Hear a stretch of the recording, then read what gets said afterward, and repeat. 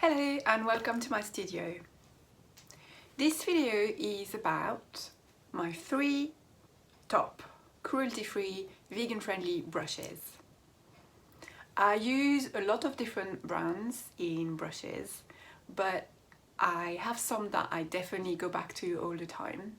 And as my online classes are really going really well, people are asking me about what brushes I use all the time because they can see me demonstrate on the screen and they think, oh, that brush looks nice, what is it? So I decided to do a video and talk to you about my 3 favorite brushes. The first one was a really easy choice because it's really my go-to brush and I use it all the time. The second one is a new addition to my brush pot. I tested it for my channel and I ended up really liking it and using it all the time. The third one wasn't that obvious because of all the cruelty-free brushes that I have. I use a lot of brands and they're all sort of equal apart from these top 2. They're all very good and I don't really have one that stands out at the best of that lot for number 3. So I decided instead of doing the best one to do the one I use the most. This will make sense when we go to the painting table and I show you my 3 top cruelty-free, vegan-friendly watercolor brushes. My first choice is the Pro Arte Plus 007. It's got a wooden handle with sort of pine color and a glossy varnish and a golden ferrule and quite short bristles really for a watercolor brush, but this is what I like about it. And it's got a very good point, as you can see. It's got a lot of spring, so you can see when I put my brush down and I lift it, it springs right back to the bristles being in line with the brush. And I like that. I like that spring. I like that response. I like to have a good conversation with a brush. You know, some brushes, they have such soft hair that they're just really floppy, and when you push they bend and then you let go and they stay bent like this. And I don't like that. I like the brushes to have spring. I like to feel the resistance of it.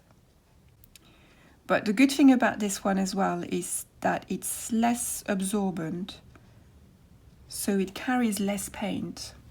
It doesn't flood the paper with a lot of paint or a lot of water when I add my wash to the paper.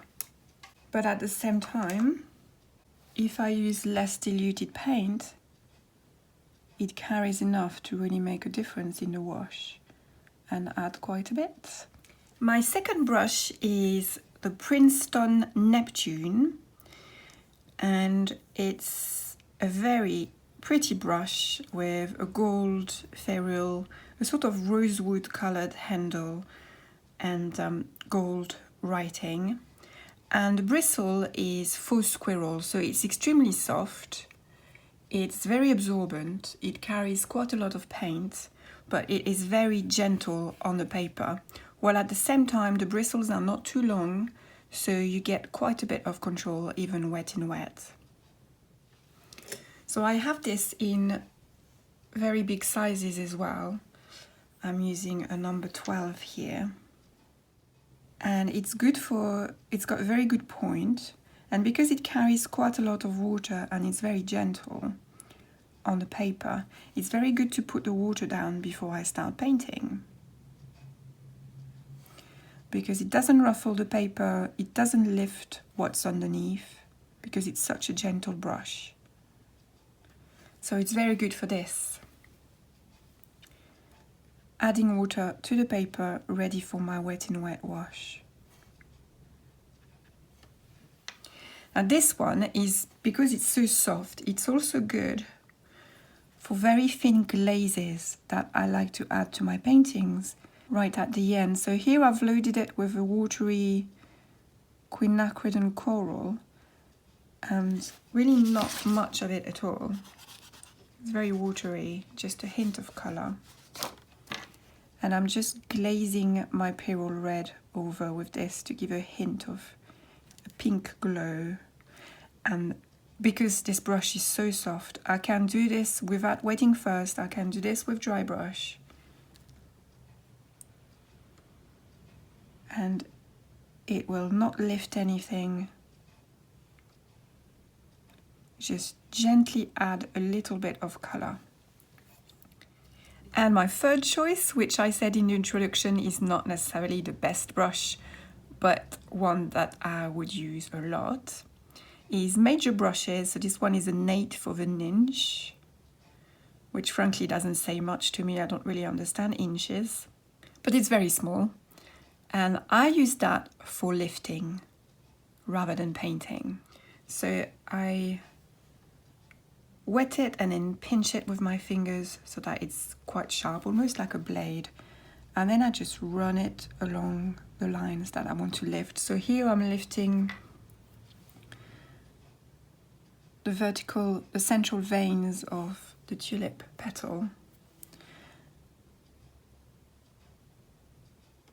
And then I wipe the brush on a cloth